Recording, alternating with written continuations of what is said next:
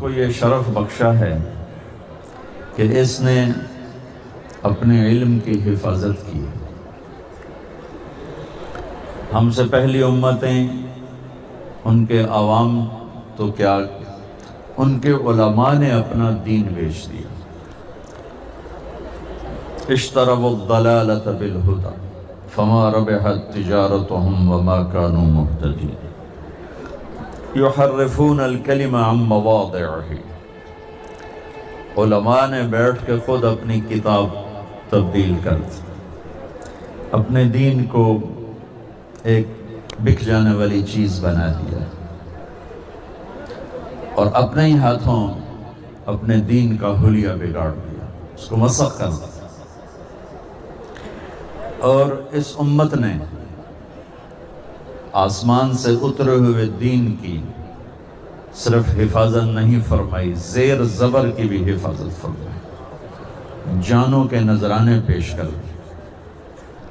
حبیب بن زید کو اللہ کے نبی نے مسلمہ کذاب کو دعوت دینے کے لیے بھیجا، وہ جھوٹا نبی، تو اس نے وہ غصے میں آ گیا، اتشہد ان محمد رسول اللہ، تو گواہی دیتا ہے محمد اللہ کے رسول ہیں؟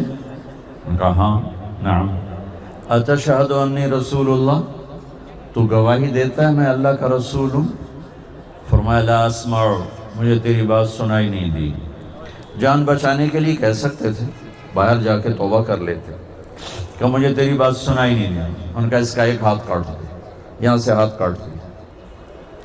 پھر کہا اتشہد ان محمد رسول اللہ، قال نعم، گواہی دیتے ہو محمد اللہ کا رسول؟ نے کہا اتشہد انی رسول اللہ، گواہی دیتے ہو میں اللہ کا رسول ہوں؟ قال لا اسمع، قال میں سنتا نہیں ہوں۔ کہ دوسرا ہاتھ کاٹ، یہاں سے کاٹ دی۔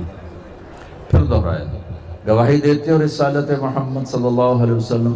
جی، میری رسالت کی گواہی کا مجھے تو سنتا نہیں ہے۔ انہیں ایک پاؤں کاٹ دیا۔ پھر اس نے دہرایا، پھر انہیں وہی کہا میں نہیں سنتا، انہیں یہ پاؤں کاٹ دیا۔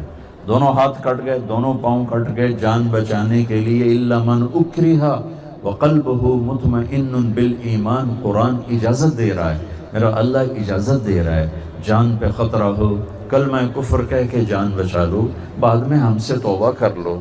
لیکن تاریخ لکھی جا رہی، یہ صحابہ ہیں، انہوں نے آنے والی نسلوں کو دین پہنچانا ہے، لہٰذا انہوں نے بوٹی بوٹی ہونا قبول کیا، لیکن اس آسمانی علم سے ایک سینٹی میٹر نہ ادھر نہ ادھر۔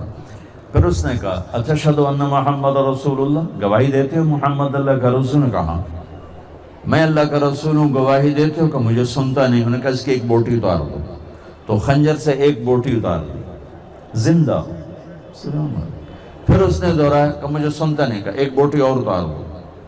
ایک ایک بوٹی اترتی گئی اور وہ ادھڑتے گئے اور ادھڑ گئے اور ٹکڑے ٹکڑے ہو کے موت کو گلے لگایا، لیکن آسمان کے علم میں خیانت نہیں کی۔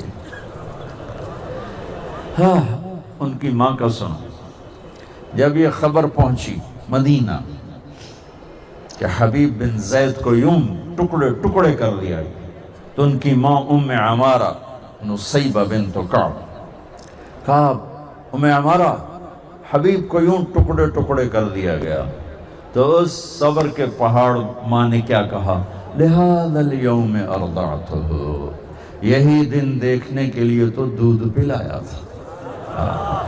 کمال، وعند اللہ احتسبتہ، اور یہ صلہ مجھے میرا اللہ دے گا، میں نے لوگوں سے کیا لینا ہے، اسی لیے تو دودھ پلایا تھا، یہی دن دیکھنے کے لیے میں نے دودھ پلایا تھا۔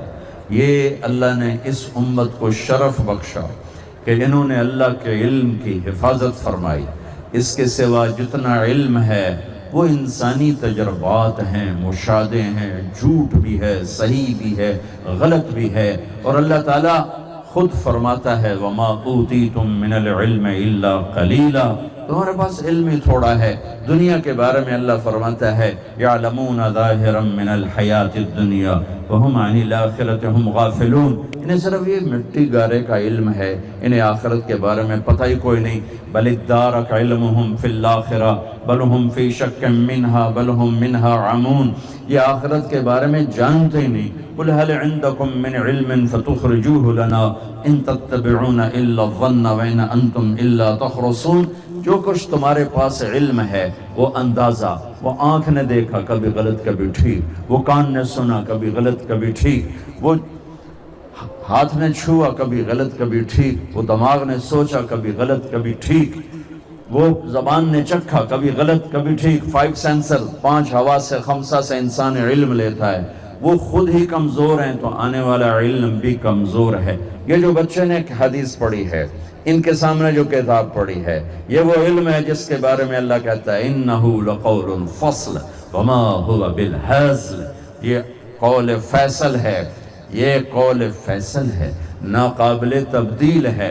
وَتَمَّتْ كَلِمَةُ رَبِّكَ صِدْقًا وَعَدْلًا، یہ ناقابل تبدیل ہے، عدل و انصاف کے ساتھ اور سچائی کے ساتھ۔ یہ کلام علم اللہ کا کلام مکمل ہو چکا ہے۔ لا تبدیل لکلمات اللہ لا مبدل لکلمات، نہ یہ بدلتا ہے نہ اسے کوئی تبدیل کر سکتا ہے، نہ کسی میں طاقت ہے کہ اس کو تبدیل کر دے، نہ یہ اپنی ذات میں بدلتا ہے، اسے بدلنا چاہو بدلے گا نہیں، اسے آگے پیچھے کرنا چاہو ہوگا نہیں۔ 1935 میں جرمنی طاقت میں آیا، ان کے پادریوں نے تورات کو انجیل کو اکٹھا کیا، 70 نسخے پوری دنیا سے جمع ہوئے۔ جب انہوں نے ان کو ایک دوسرے سے ملایا تو ہر نسخہ دوسرے سے مشرق مغرب کے فاصلے پر تھا، زمین آسمان کے فاصلے پر تھا۔ وہ سر پکڑ کے بیٹھ گئے، اب اس میں سے کون سا نسخہ ٹھیک ہے اور کون سا غلط؟ انہوں نے کہا مسلمانوں کا قرآن اکٹھا کرو، وہ بھی ایسا ہی ہوگا۔ ان کے 70 نسخے اور قرآن کے 40,000 نسخے جمع کیے، 40,000۔ اور اس وقت قرآن ایسے پریس نہیں تھے، زیادہ ہاتھوں سے لکھا ہوا قرآن تھا۔ 40,000 قرآنوں کو کئی سال لگا کے ملاتے رہے، کہیں زیر زبر کا فرق بھی نکال نہ سکے۔